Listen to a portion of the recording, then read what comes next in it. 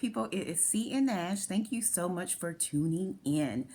Yeah, it's been a minute since I've been on here. I'm not gonna even lie. I'm gonna be really transparent. It's been a long time since I've been on here. It feels good to be back. The reason I'm gonna actually talk about it started back, I want to say, in 2017 when things start coming up. But really, this year, 2019, God really pressed me to slow down. In fact, He just pretty much stopped everything. He interrupted my life in the most loving way, but he slowed me down to download some things into my spirit, and he wanted to talk about some things which I'm going to share. One of the things that he wanted to talk to me and bring clarity on was the process of healing, which he started doing in my life. I personally realized I had things that I had been coping with even since my childhood. When I say coping, I was being functional. I was able to navigate life. Even with an amount of success. However, God showed me that while I was coping, I was not healed. And we're going to talk about that difference. But He slowed me down to really focus on my own personal healing journey. So I had to take some time away.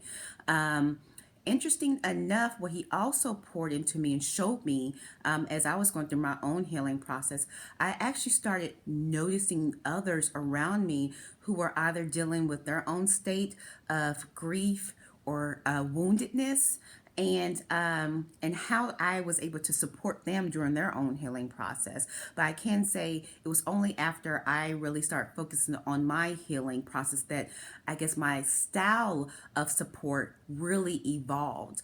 So I'm really grateful for that. So yeah, I wanted to use this series for the month of December. I want to break down healing from the offense. It's going to be a three-part series where we break down the healing journey. We're going to start from, talking about the signs of a wounded heart, and what a wound, emotional wound is, then signs and symptoms that you can check into that may indicate that you may need healing. Also, we're going to talk about if we are in that state of discovering that we need healing, how to go about the actual healing process. And lastly, we're going to wrap up on how we can be a support to those who may be on their healing journey. I can say everyone walking this earth is on some sort of healing journey. It may look a little different, they may be at different points, but everyone walking this earth is on a healing journey.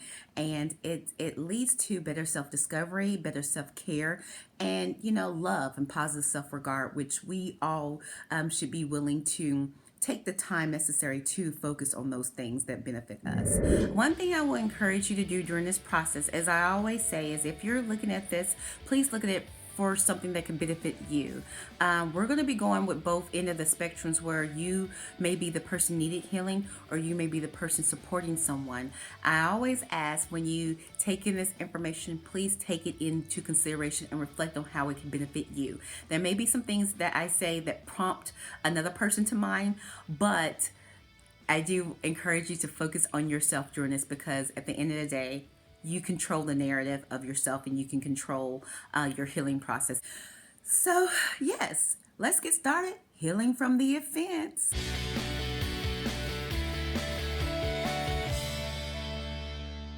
Hello, welcome to Healing from the Offense. If you cannot already tell, I'm so excited about this topic.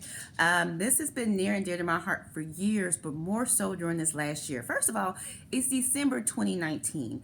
It is the last month of the year, and it's the last year of the decade. That just blew my mind, and it made it so even more important that we end this note and begin the new decade. Y'all, next next month is a new decade, that we start this decade on a healed note.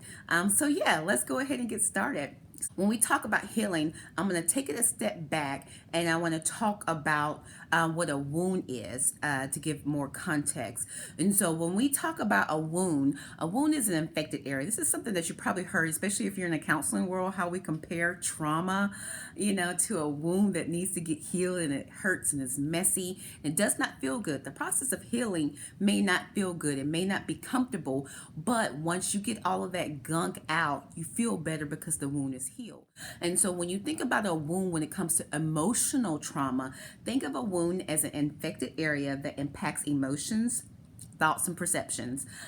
Basically, when touch or trigger, the emotionally wounded person will react to the pain. And the Lord, He was very specific to break that down as you may be coping with your trauma, but are you healed from the trauma? Those are two different things. And a lot of times when we think we're healed, we're actually just coping or going through the means. And that's when we will discover we're not really healed. We're just good at masking. And we're going to talk about that because that's something that unfortunately in our culture, we tend to be really, really good at, and we need to get healed. We deserve to get healed. So when we deal with an emotional wound, again, it goes back to a wound can impact how you view yourself. It can impact your emotions. It can impact how you talk to yourself, your inner self-talk, and it can impact how you interact with other people as well. The thing about an emotional wound is sometimes it can be very subtle. Again, we don't know we're wounded until we get triggered or when someone touches that wound. We may not know that we're telling ourselves a false or inaccurate narrative until things start coming out in the mix. And when I talk about narrative, let me back up for a little bit. Back in 2018, I was very passionate about taking off this false pretense when it comes to mental health and mental wellness, just because everybody deals with mental wellness. Everybody is on their own healing journey in some shape or form. There's no person walking this earth that unfortunately has not been traumatized. And so last year I was really, really big on taking off the mask and the pretense that everything's okay, and knowing that there's a safe space. And if there's no safe space around you, you can create that safe space to be you, which led me to this year really focusing on be you. So you may have seen me on social media putting up hashtag be you, and that's embracing the authentic you, not the narrative of somebody else's version of you, but who you truly are, which leads me to going into 2020, you'll definitely see me post more about hashtag be you, but hashtag change the narrative. You'll hear me talk about narrative a lot. Your narrative is your story, which is influenced by your thoughts and perceptions to the events that have occurred in your life. The narrative about yourself is so important, and this is the reason why making sure we're healed from the wound is so important, because being emotionally wounded can impact your narrative, how you view yourself. And so, if we find ourselves that we are stuck in a fence or stuck in a previous trauma, which I like to call things that happened in our past as the backstory. A backstory is very important to the overall story. It provides context, it provides kind of a roadmap to what has happened to us, but where we've come from. However, when we find ourselves that we're stuck in this backstory, that backstory can influence our current narrative, which will influence our future narrative, meaning not only the story we're telling ourselves and believing about ourselves, but it can impact our future narrative. Your narrative is fluid and adaptive and is based on your perception, thoughts, and feelings. And like a story in progress, you build onto your narrative by adding sentence after sentence through the experience of new life events. So if you find yourself stuck in your backstory or in a previous offense, that's going to shape every sentence that you add onto your new narrative. This is why it's important that we seek out the areas that are wounded in us and we heal it so that we're telling ourselves the correct narrative. One thing I will have to say, God slowed me down in this period to make sure I was giving myself the right narrative. And this is not the narrative that's based on other people. And what I will say about that is that you may come across other people who are on their own healing journey.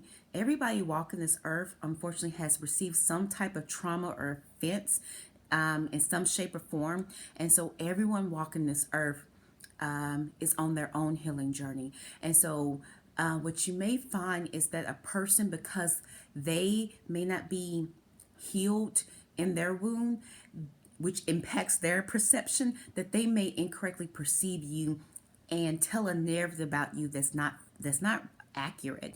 And so God had to really slow me down to make sure that I was embracing the narrative that He gave me, and not the narrative that was shaped by other people. I'm very passionate about this narrative because what you choose to believe about yourself will impact your decisions, your interactions, and how you allow other people to treat you. So, how does a heart become wounded? Think of a wound.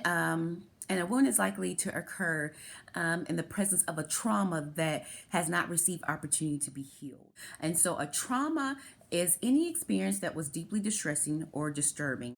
That could look like parental abandonment, or separation from the family, a miscarriage, any type of abuse, mentally, emotionally, sexually, physical abuse, or neglect. That could be a relocation, the death of a loved one, the loss of a loved one, which may not necessarily be death, but it could be if you have an elderly parent who may be going through, signs of Alzheimer's or dementia. If you have a parent who maybe you've lost to addiction, that type of, in that sense, the identity, the role of the parent receives a death. Those are all types of trauma. And so anytime a trauma exists or trauma occurs and there's no opportunity, or the person chooses not to use the opportunity to heal, a wound is going to occur.